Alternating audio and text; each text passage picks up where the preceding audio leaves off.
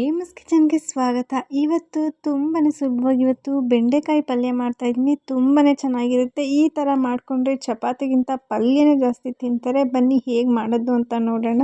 ಮೊದಲಿಗೆ ಬಾಣಲಿ ತಗೊಂಡಿದ್ದೀನಿ. ಬೆಂಡೆಕಾಯಿ ಹುರ್ಕೊಳ್ಳೋದಕ್ಕೆ ಸ್ವಲ್ಪ ಎಣ್ಣೆ, ಸ್ವಲ್ಪ ಚಿಟಿಕೆಯಷ್ಟು ಅರಿಶಿನವನ್ನು ಹಾಕ್ಕೊಂಡಿದ್ದೀನಿ. ನಂತರ ಬೆಂಡೆಕಾಯಿ ಕಟ್ ಮಾಡಿರೋಂಥ ಸೇರಿಸ್ಕೊತಾ ಇದ್ದೀನಿ. ಸ್ವಲ್ಪ ದಪ್ಪ ಸೈಜಲ್ಲಿ ಕಟ್ ಮಾಡಿದ್ದೀನಿ. ಸಣ್ಣದಾಗಿ ಕಟ್ ಮಾಡಿಕೊಂಡ್ರೆ ನಮಗೆ ಲೋಳೆ ಜಾಸ್ತಿ ಬಿಡುತ್ತೆ, ನಮಗೆ ಹುರ್ಕೊಳ್ಳೋದಕ್ಕೆ ಆಗೋದಿಲ್ಲ. ಉರಿತಾ ಜಾಸ್ತಿ ಲೋಳೆ ಎಲ್ಲ ಅಂಟ್ಕೊಳ್ಳೋಕೆ ಶುರು ಆಗುತ್ತೆ. ಅದಕ್ಕೋಸ್ಕರ ಸ್ವಲ್ಪ ಈ ಥರ ಮೀಡಿಯಮ್ ಸೈಜಲ್ಲಿ ನಾವು ಕಟ್ ಮಾಡಿಕೊಂಡ್ರೆ ನಮಗೆ ತುಂಬ ಸುಲಭವಾಗಿ ಬೆಂಡೆಕಾಯಿನ ಹುರ್ಕೋಬೋದು. ನಾವು ಸ್ವಲ್ಪ ಮೀಡಿಯಮ್ ಫ್ಲೇಮಲ್ಲೇ ಕೊಟ್ಕೊಂಡು ಬೆಂಡೆಕಾಯಿನ ಹುರ್ಕೋಬೇಕು. ಈ ಥರ ಬಾಣಲಿಗೆ ಸುತ್ತಲೂ ಅಂಟಿಸಿ ಒಂದು 5 ನಿಮಿಷ ಹಾಗೇ ಬಿಡ್ತೀನಿ. ತುಂಬ ಈಸಿಯಾಗಿ ಈ ಥರ ಮಾಡಿಕೊಂಡ್ರೆ ನಾವು ಬೇಗನೆ ಹುರ್ಕೋಬೋದು. ಈ ಥರ ಒಂದು 10 ನಿಮಿಷ ಮಾಡ್ಕೊಳ್ಳಿ ಅಷ್ಟೇ. ನಮಗೆ ಬೇಗ ಬೆಂಡೆಕಾಯಿ ಚೆನ್ನಾಗಿ ಲೋಳೆ ಎಲ್ಲ ಹೋಗಿ ಬೇಗ ಉಡಿಯಾಗಿ ಬರುತ್ತೆ. ನೋಡಿ ಇವಾಗ ರೆಡಿಯಾಗಿದೆ. ನೋಡಿ ಎಷ್ಟು ರುಡಿಯಾಗಿ ಬಂದಿದೆ ಅಂದರೆ ಅಷ್ಟು ಲೋಳೆ ಎಲ್ಲ ಅಂಟ್ತಾ ಇಲ್ಲ. ಅಷ್ಟು ಚೆನ್ನಾಗಿ ನಾವು ಫ್ರೈ ಮಾಡ್ಕೊಂಡಿದ್ದಾಗಿದೆ, ಹುರ್ಕೊಂಡಿದ್ದಾಗಿದೆ. ನಂತರ ಇವಾಗ ಪ್ಲೇಟಿಗೆ ತೆಗೆದಿಟ್ಟು ನಾನು ಮತ್ತೆ ಅದೇ ಬಾಣಲಿನ ತಗೊಂಡಿದ್ದೀನಿ.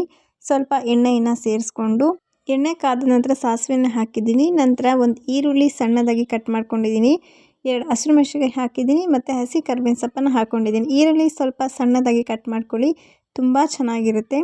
ಈರುಳ್ಳಿ ಸ್ವಲ್ಪ ಸಾಫ್ಟ್ ಆಗಬೇಕು, ಅಲ್ಲಿವರೆಗೂ ಕೂಡ ನಾವು ಚೆನ್ನಾಗಿ ಎಣ್ಣೆಯಲ್ಲಿ ಫ್ರೈ ಮಾಡ್ಕೋಬೇಕು. ಈರುಳ್ಳಿ ಫ್ರೈ ಆಗ್ತಾ ಇರಲಿ. ನಂತರ ಇಲ್ಲಿ 2 ಟೊಮೊಟೊ ಹಣ್ಣನ್ನು ತೊಗೊಂಡಿದ್ದೀನಿ. ಸಣ್ಣದಾಗಿರೋದು 2, ದೊಡ್ಡದಾಗಿದ್ದರೆ ಒಂದಾದರೆ ಸಾಕು. ಅದನ್ನು ರುಬ್ಕೊತಾ ಇದ್ದೀನಿ ಈಗ ಈರುಳ್ಳಿ ಕೂಡ ಸಾಫ್ಟ್ ಆಗಿದೆ. ಇದಾದಮೇಲೆ ಟೊಮೊಟೊ ರುಬ್ಬಿದ್ವಲ್ಲ ಅದನ್ನು ಸೇರಿಸ್ಕೊತಾ ಇದ್ದೀನಿ. ನೀವು ಕಟ್ ಮಾಡಿ ಕೂಡ ಹಾಕೋಬೋದು. ಈ ಥರ ಮಾಡ್ಕೊಳ್ಳೋದ್ರಿಂದ ತುಂಬಾ ಚೆನ್ನಾಗಿ ಬರುತ್ತೆ. ನಂತರ ಒಂದು 1/4 ಚಮಚದಷ್ಟು ಶುಂಠಿ ಬೆಳ್ಳುಳ್ಳಿ ಪೇಸ್ಟನ್ನು ಸೇರಿಸ್ಕೊತಾ ಇದ್ದೀನಿ. ನೀವು ಬೇಡ ಅಂದರೆ ಸ್ಕಿಪ್ ಮಾಡ್ಬೋದು, ಹಾಕ್ಕೊಂಡ್ರೂ ತುಂಬ ಟೇಸ್ಟ್ ಚೆನ್ನಾಗಿರುತ್ತೆ. ಇದು ಸ್ವಲ್ಪ ಹಸಿ ವಾಸನೆ ಎಲ್ಲ ಹೋಗೋವರೆಗೂ ಚೆನ್ನಾಗಿ ಬೇಯಿಸ್ಕೊಳ್ಳಿ.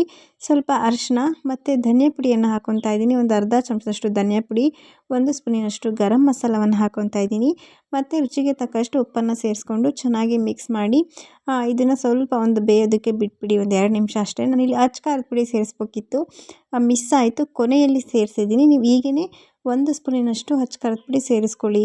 ನಂತರ ಇಲ್ಲಿ ಮೊಸರನ್ನು ಹಾಕ್ಕೊತಾ ಇದ್ದೀನಿ, 2 ಸ್ಪೂನಿನಷ್ಟು ಮೊಸರು. ಇದ್ರ ಬದಲು ನೀವು ಹುಣಸೆ ಹುಳಿಯನ್ನು ಕೂಡ ಹಾಕೋಬೋದು. ಮೊಸರು ಹಾಕೊಂಡ್ರೆ ಸ್ವಲ್ಪ ಗ್ರೇವಿ ಸ್ವಲ್ಪ ಗಟ್ಟಿಯಾಗಿ ತುಂಬ ಚೆನ್ನಾಗಿ ಬರುತ್ತೆ. ಅದಕ್ಕೋಸ್ಕರ ನಾವು ಮೊಸರು ಹಾಕಿದ ನಂತರ ಚೆನ್ನಾಗಿ ಮಿಕ್ಸ್ ಮಾಡಬೇಕು, ಇಲ್ಲಾಂದರೆ ಮೊಸರು ಬೆಳ್ಳಗೆ ಒಡಕಲಾಗಿ ಕಾಣುತ್ತೆ. ಅದಕ್ಕೋಸ್ಕರ ಚೆನ್ನಾಗಿ ಮಿಕ್ಸ್ ಮಾಡ್ಕೊಳ್ಳಿ. ಇಲ್ಲಿ 1 ಸ್ಪೂನಿನಷ್ಟು ಅಚ್ಚ ಖಾರದ ಪುಡಿ ಹಾಕಿದ್ದೀನಿ. ನಾನು ಆಗಲೇ ಹೇಳಿದಾಗಲೇ ಮಿಸ್ ಮಾಡಿಬಿಟ್ಟಿದ್ದೆ, ಅದಕ್ಕೋಸ್ಕರ ಈಗ ಹಾಕ್ಕೊಂಡಿದ್ದೀನಿ. ನೀವು ಮುಂಚೆನೇ 1 ಸ್ಪೂನಿನಷ್ಟು ಹಾಕ್ಕೊಳ್ಳಿ. ಖಾರಕ್ಕೆ ನಿಮ್ಗೆ ಎಷ್ಟು ಬೇಕೋ ಅಷ್ಟು ಸೇರಿಸ್ಕೋಬೋದು. ಎಲ್ಲ ಕೂಡ ಚೆನ್ನಾಗಿ ಬೆಂದಾದ ನಂತರ ಸ್ವಲ್ಪ ನೀರನ್ನು ಸೇರಿಸ್ಕೊತಾ ಇದ್ದೀನಿ. ನಾನು ಸ್ವಲ್ಪ ಅಷ್ಟೇ, ಜಾಸ್ತಿ ಹಾಕಿದ್ರೆ ಸ್ವಲ್ಪ ಸಾಂಬಾರು ಥರ ಆಗೋಗುತ್ತೆ. ಸ್ವಲ್ಪ ಸೇರಿಸ್ಕೊಳ್ಳಿ, ತುಂಬ ಚೆನ್ನಾಗಿ ಬರುತ್ತೆ. ಇದು ನಾವು ಜಾಸ್ತಿ ಗೊಜ್ಜಂಗೂ ಕೂಡ ಮಾಡ್ಕೊಳ್ಳೋದಿಲ್ಲ, ಹಾಗೆಯೇ ಡ್ರೈ ಆಗಿರಬೇಕು, ಅಷ್ಟು ಚೆನ್ನಾಗಿ ಬರುತ್ತೆ. ಎಕ್ಸ್ಪೆಕ್ಟೇ ಮಾಡೋದಿಲ್ಲ, ಅಷ್ಟು ಚೆನ್ನಾಗಿರುತ್ತೆ. ಲಾಸ್ಟಲ್ಲಿ ನಾನಿಲ್ಲಿ ಬೆಂಡೆಕಾಯಿ ಹುರಿದಿದ್ವಲ್ಲ ಅದನ್ನು ಸೇರಿಸ್ಕೊತಾ ಇದ್ದೀನಿ. ಬೆಂಡೆಕಾಯಿ ಆಲ್ರೆಡಿ ಬೆಂದಿರೋದ್ರಿಂದ ನಮಗೆ ಜಾಸ್ತಿ ಟೈಮ್ ಹಿಡಿಯೋದಿಲ್ಲ. ಎಲ್ಲನೂ ಕೂಡ ಚೆನ್ನಾಗಿ ಮಿಕ್ಸ್ ಮಾಡ್ಕೊಳ್ಳಿ.